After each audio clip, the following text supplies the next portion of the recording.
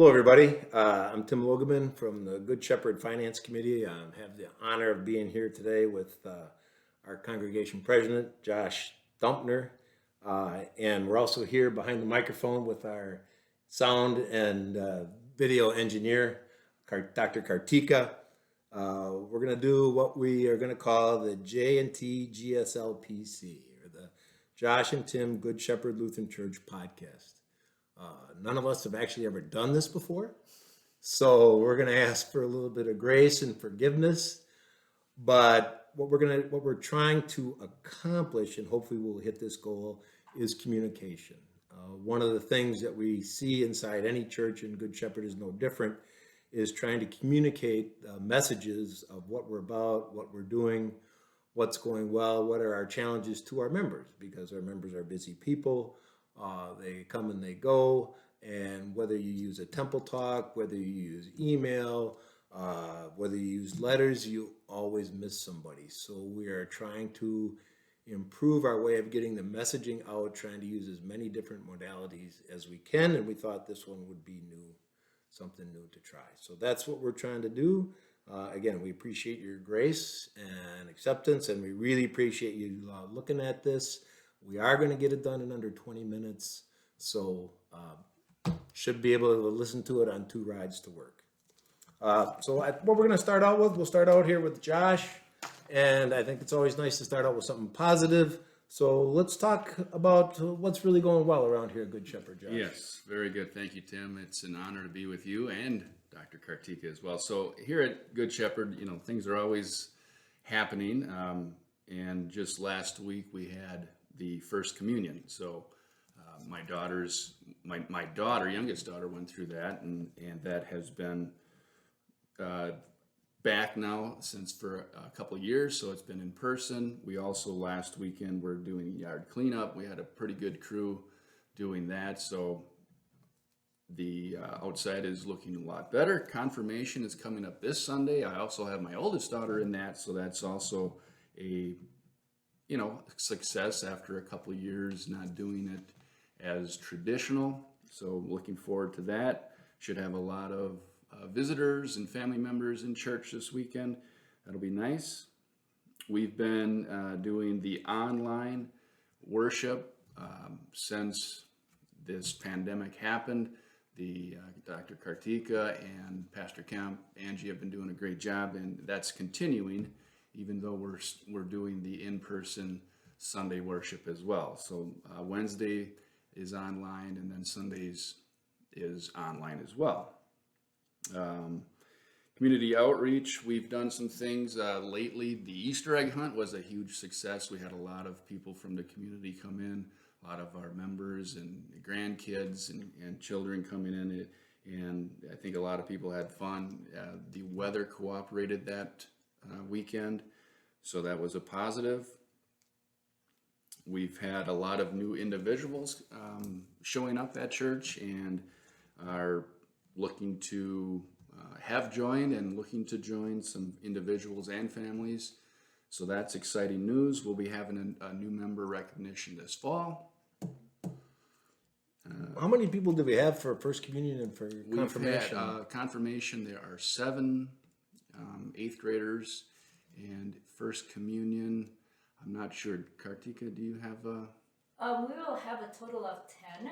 Okay. 6 of them did First Communion last week. 4 could not attend, but we will schedule that for another day. Okay. And confirmation was? 7. 7. Yes. Yep. So active young families being involved. We've had baptisms almost nearly every month. The Sunday adult group we know is thriving and doing well. We know there's a very active participation there. And Sunday school is back and doing well. Miss Jenny's done a great job. Vacation Bible School is going to be back this summer as well. So we're doing a partnership with a couple other churches, and I think that's going to be a big hit. And I think it's going to all be held here at Good Shepherd. Is that correct? Mm-hmm. Yes. Yep. So other ways to get involved and other ways that are, we're getting out in the community and continuing our mission. So I think all pretty signs of a thriving, vibrant community here. here. I think all very exciting. Kartika, do you want to comment on the music ministry as long as you're here, either on or off camera? Sure, it's been a lot of fun. There's a lot of new energy. It's multi-generational. Our span had been really wide. Our youngest person who is playing bells now is 7 years old, and we go up as old as 86 years old. Your mother. It's fun to watch. Thanks, Mom. Yeah. But very thriving, very energizing, and it brings new life. Well, Addison's in that too, and it when I come pick her up, it does look fun. And Yeah, we love having her in the bell choir. It's been great, and we have new members there too. So I think, obviously the biggest issue in the last 2 years has been something that we haven't seen in the last 100 years, which is a global pandemic. And let's just talk a little bit about what happened. Obviously, was it only 2 years ago that we had to transition in 1 week to some type of different worship format service, and that was a challenge for our staff. They did an amazing job of trying to bring people together when you couldn't bring together, of new and creative ways of worship. We had, I think, really good feedback on that. I saw other churches online, and I found ours to be the most interesting and meaningful of all of them. And then I think it was about a year ago that we fully started to have in person. Is that right? And in July we started in person, and now we're up to masks optional. We had 99 people in church on Sunday. Obviously, still just one service, but things are certainly coming out of it. I think one thing that we've added back too is the coffee time after worship. So I was kind of, I enjoy that. I know you do too. A lot of people do, and that's been a real benefit since a few months, or not a few months, probably a little bit before Easter. We started that coffee and treats. So there's a slew of people that have volunteered on Sundays to take care of that. So that's been a real People seem to just, there's a large crowd here sometimes for quite a while, 10 to 20 people or more sometimes. Absolutely. Visiting. It's very, very important and very nice. How, with the big change, Josh, how did we get through that crisis financially? So, obviously we transitioned things. Our physical place wasn't exactly, doing services. So our costs for electrical were down. The staff has done a great job of keeping those costs down throughout, even to now, because in the wintertime, I think it's a little chilly in here, but they've taken the task of keeping expenses low. So that's helped. Our cleaning personnel hasn't really charged us much for the last 2 years, so that has kept expenses down. We have, I guess, used some reserves to cover expenses as well. We had the boiler system go down. We had to replace that last fall. That kind of gave us a hit that we weren't expecting. And then people may or may not know, but the government had a program called PPP, or Payroll Protection Plan. So for 2 years in a row, we were able to get a payroll protection grant, and that was $40,000 basically per year. So we've gotten $80,000 through that, and that's really helped a lot. Right. So we came out of the pandemic. Okay, yes. we had some reserves going in. We used a few of those. Mm-hmm. Our costs were less, and we had the 80,000 from the PPP, right? Yes. So how are we doing now? Well, now it's a little different. We don't have the PPP, obviously, so we can't rely on an extra 40,000 or whatever from the government. And currently, we are, I believe, $26,000 behind our expenses. Yeah, our expenses for this year are $26,000 more than our donations. At this time, At this time, and we've been able to cover that with our reserves so far. Yes, and our expenses are a little bit lower. So what that projects to is around $220,000 in contributions this year, and we have a budget of about $340,000 in expenses. Our expenses are probably going to be lower than that because, as I explained before, the staff has done a good job controlling those, and we've had some talk in council about some cost savings measures as well, which are not real big, but they do help. So it basically leaves us with a deficit of around $100,000. So if we stay on our current pace, we'll expend 100,000 more than we take in, and we have reserves of maybe $30,000. About $35,000. About $35,000. So if we stay on our current course, we will be unable to pay all of our bills maybe around October, according to the current calculations.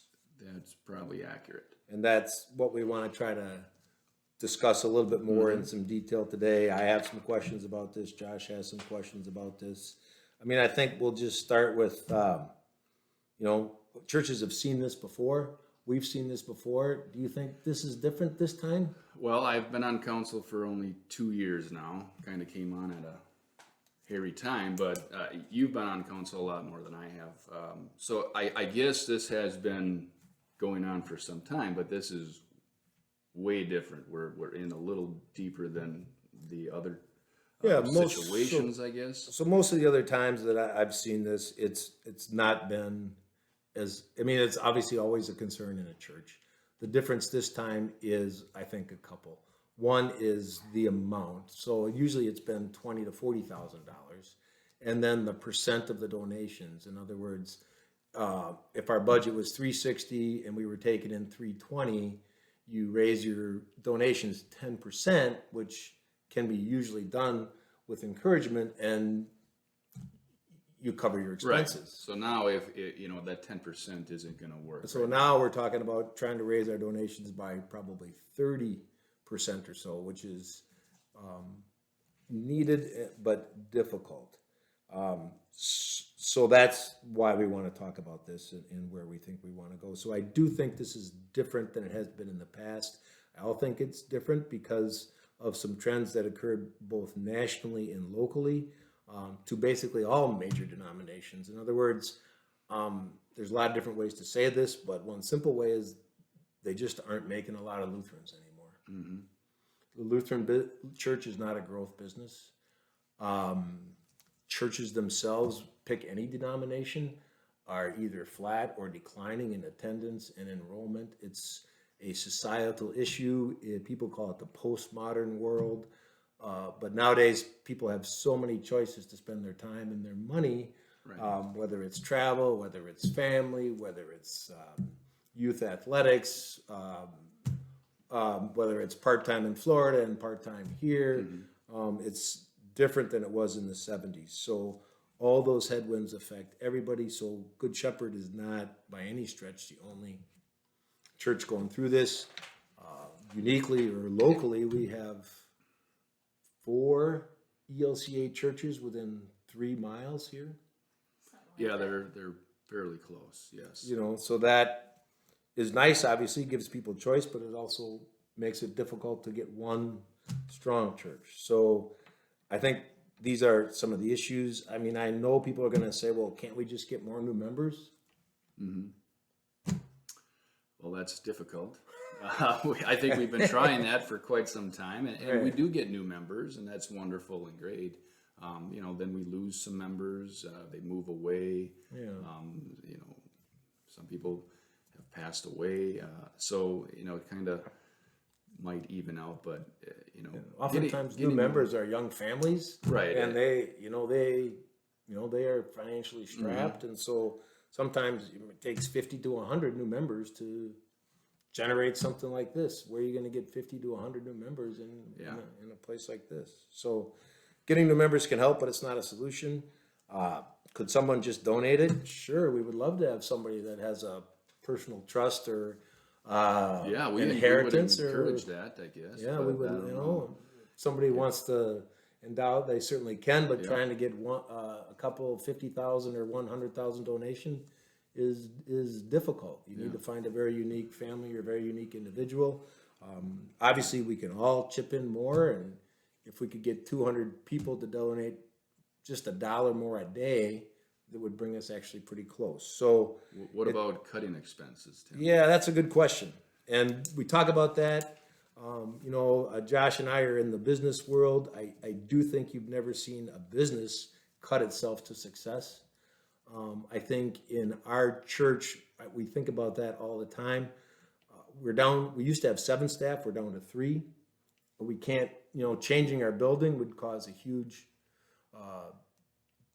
dissatisfaction. Right. Changing our staffing would fundamentally change who we are as a Right. congregation. We're cut to the point of no more cutting.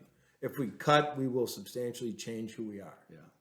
And if we have to do that, we can. But you could argue, in fact, that's what I would argue, that if you cut to that level, you may actually be counterproductive. In other words, if you cut more than what we're offering right now, we may actually not save anything but lose something. Right. And we've talked about a little, like I've mentioned before in council, some cost reductions.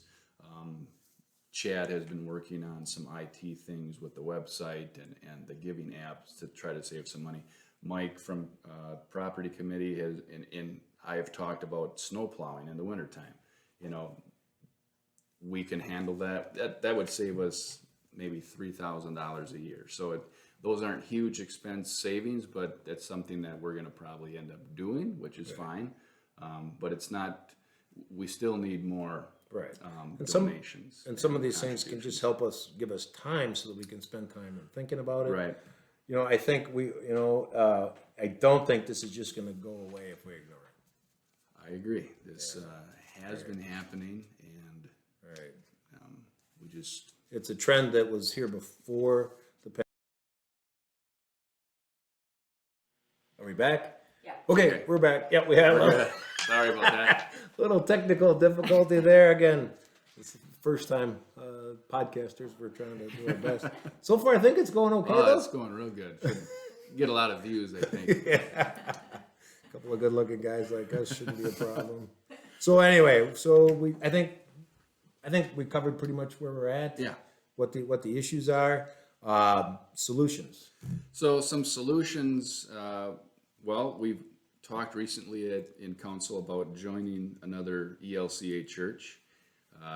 It's called church yoking or a partnership. Don't know what that looks like, but we've talked about that. We're going to create a task force and look more into that and see how we can expand the ministry, possibly expand our music ministry. And how that would help by That sharing would share staff. staff, so expenses would be reduced because of shared staff. There, like you said, there's plenty of ELCA churches that are close by, and it would possibly make sense. We could sell the building and rent a space somewhere else is a possibility. Kind of radical. It is, Probably but the it's an last- idea. yeah. We Right. could You end could our. rent at one of the other churches, I guess. Well, it's possible. We could end our site ministry and transition to another ELCA church. So basically, it's called holy closure, where you take a couple months and eventually we would all transition to different churches. Not that that's something that we want to do. No, absolutely not. I think a lot of people, or I think everybody here, doesn't want to see anything like that happen. I certainly don't. But we don't want to use up all our money, run up a bunch of bills, and then Correct. not pay our staff, not pay our debts, Mm-hmm. and we can't. That's not realistic either. Right. We want to do something before that happens. Right. We're open to any ideas, contact Yeah. me, Tim. I'm sure you're okay with them contacting you, but these are just thoughts and ideas, nothing that we are doing at this moment.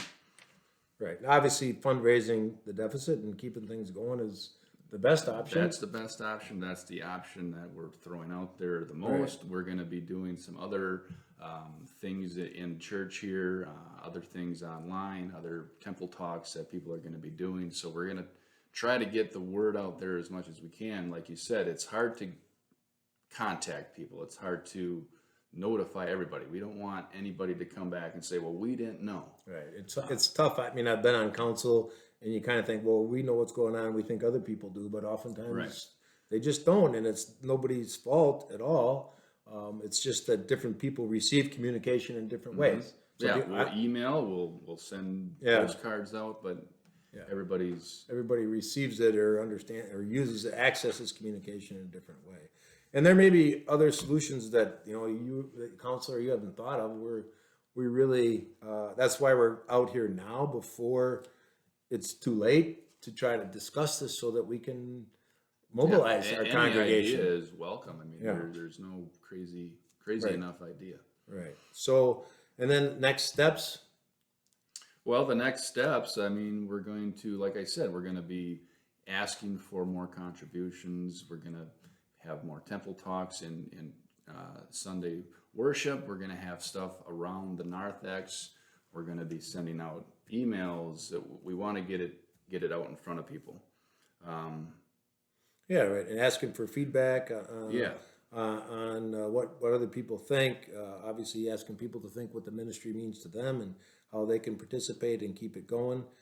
Obviously, praying for our leadership and our staff. Very powerful. So that would be something, and very helpful. And I think we'll wrap it up there. I think we might have gone over 20 minutes by just a little bit, but I think it's we're so good at this. I'm sure people won't mind at all. We thank you for your time. We thank you for your attention. We would love to have some feedback either on the topics or, quite honestly, on the format, and whether you think this was helpful, good, whether you want 2 other people, you're sick of us, or whether you would like us to do this again someday. We won't be offended. Yeah, not at all. Not at all. Thank you very much. Thank you.